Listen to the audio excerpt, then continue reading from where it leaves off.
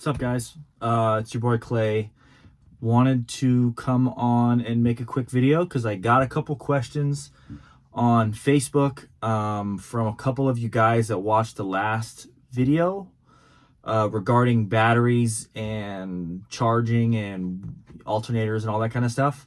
I had a couple questions when it came to what kind of alternators should I run for my system. Question mark. For not my system, obviously. A couple people asking me what they should run for their system. So instead of explaining it to multiple people, which I already did, but in case anybody else is wondering this and is in the process of thinking about buying a high output alternator for their sound system, I wanted to make a quick video kind of giving you my experience on it and, for my understanding, kind of the way that you want to think about it. So really, the alternator is a huge part of your system, or your alternators are a huge part of your system.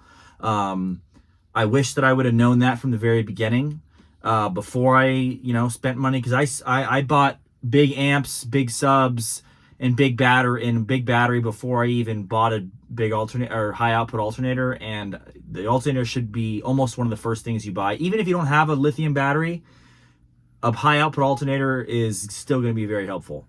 But if you're going to be going with a big system, anything over, honestly, 2,000-3,000 watts RMS, you should definitely get a high output alternator. There's a bunch of different brands out there to choose from. From my experience, the only brand that I've ever run was Autotech Engineering. Autotech is located here in California in Riverside. If you guys are interested in ordering alternators, they make almost an alt for every single model. Chevys especially. I mean, that's probably the #1 seller. But anyways, Autotechs have been great to me. Other big ones are Brand X, CES, Mechman. There's a bunch of them. But Autotechs are affordable and reliable from my experience. I've had 4 different ones now, and they've all been super, super solid. So anyways, that's what I'm going to be going off of, is my experience with Autotech. But so like I said, the first thing is definitely, if you're going to be doing a sound system, that should be one of the first things that you look into. They're not cheap. So definitely set aside a little bit of chunk of money for it, but it's going to be definitely worth it. And your voltage and your amps and your equipment are going to be way happier because of it. Now, getting into the real part of this video is choosing the correct alternator for your system. Obviously it depends on how much power that you're trying to push, how much power are your amps, how much power, what do you want your voltage to be. There's a lot of different things that go into it. One of the big ones that I really want to touch on is how you plan on playing and demoing your vehicle. For most people, when you're going to be playing and demoing your vehicle, unless, I'm speaking for probably 90% of people that are watching my videos, are just, you're playing your music inside of your car. And if you're going to be giving a demo out, you're going to be in your driver's seat, and somebody's going to be in your passenger seat, right? That's kind of the main 90% of it. For the top tier guys and for guys that are doing big demo builds, I don't know if you guys have seen at shows, but some of them actually stand outside of the vehicle, and have a knob outside and just have people get in.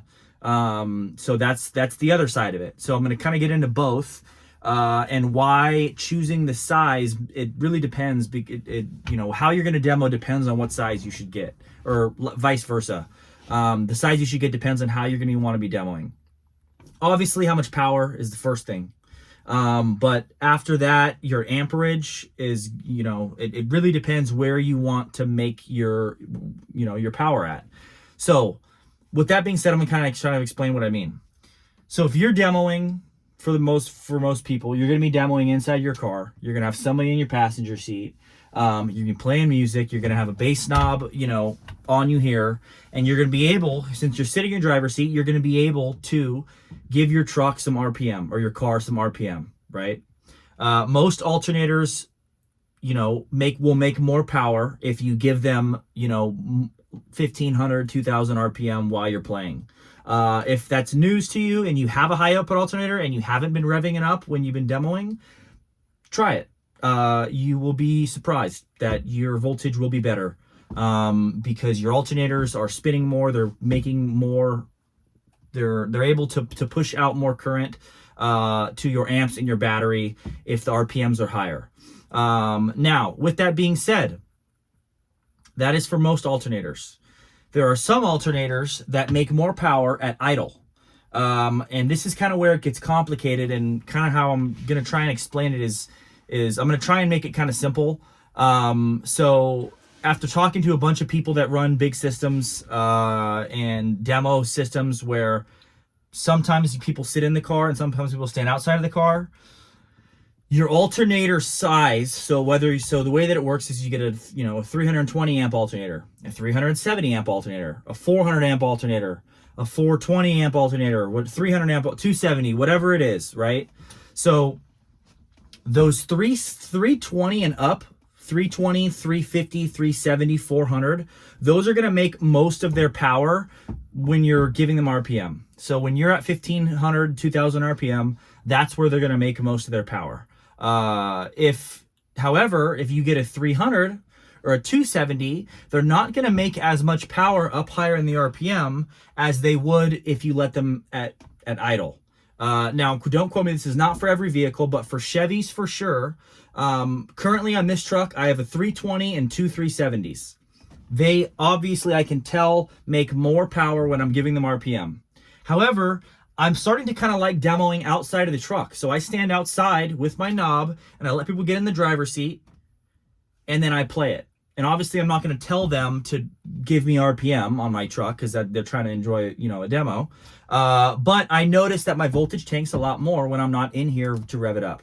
So with that being said, on my Suburban, I plan on definitely demoing most of the time outside of the truck and having people come and get in the driver's seat, right? So with that being said, if I buy new alternators for that truck, which will really depend on if whoever buys this truck wants the alternators or not, or if they want to pay for them or not. If they do want to pay for them and I have to buy new alts for that truck, I am not going to get 370s and a 320. Even though they make more power at 1500, 2000 RPM, a 300 or a 300 XL or a lower, a lower amperage alternator is actually going to make more at idle. And that's where my truck is going to be at because I'm not going to be in it. I'm going to be outside. So I want an alternator that's going to make more power at, this truck idles about 600 RPM, 700 RPM. That is the kind of alternator that I want because it's going to be able to charge up more while I'm not in the vehicle.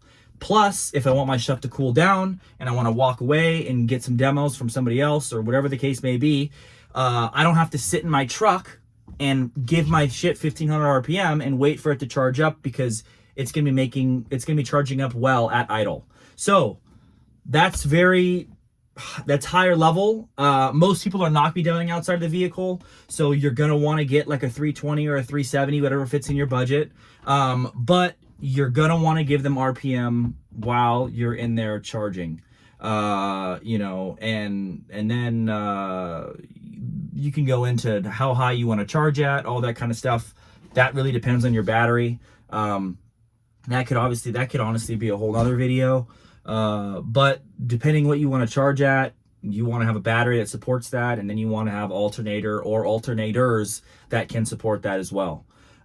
So I use C-Max battery. I like to charge my truck pretty high. I charge it at 15.8, 15.9, which you can't do that with every vehicle. Some vehicles do not like high voltage. Some don't have a problem with it. Chevys seem to be good up to about 16 volts exactly. And then some issues start happening. So I like to leave it at 15.8. My battery is C-Max. They love the 15s. C-Max actually even likes the 16s too, but I don't have a truck that can do that. So my alternators, when I'm driving around, it's perfect. I have 3 of them. They charge up good, but they don't charge as good when I'm not revving them up.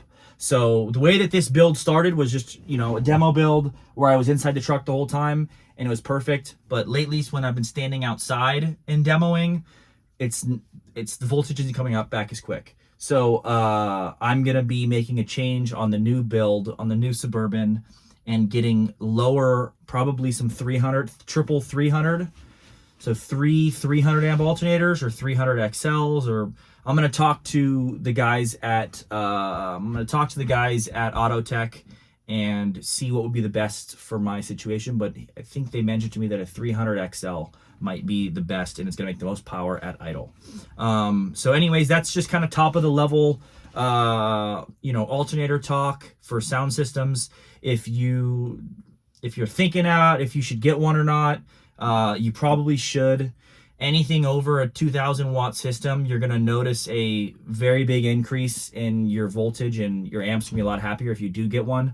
And if you have a lithium battery, or if you already have a system and you are on a stock alternator, you should definitely, look into getting one, and you should watch some videos. And your amps, you don't want to fry anything with having low voltage. You definitely want to try to stay above 12, 13 volts. The higher the better. I don't drop below 14.5 because I charge so high, and my amps love it. So anyways, guys, I hope that helps out a little bit. Hope that answers some questions when it comes to alternators. If you have any more questions about it, ask me in the comments below. Yeah, I think that should be pretty helpful. But let me know if it wasn't. If you have any questions about your specific system, feel free to comment down below or message me on Facebook, Clay THF Adams. Add me on there, yeah. But cool. Oh, also, I made an Instagram. If you guys don't follow my Instagram yet, it's SD_burb. BURB for the Suburban. SD_burb. Follow me on there too. I'll be posting some updates on there as the build kind of comes along. But anyways, guys, that'll be it for today. Hope you guys have a good one, and let me know if you guys have any other questions. See ya.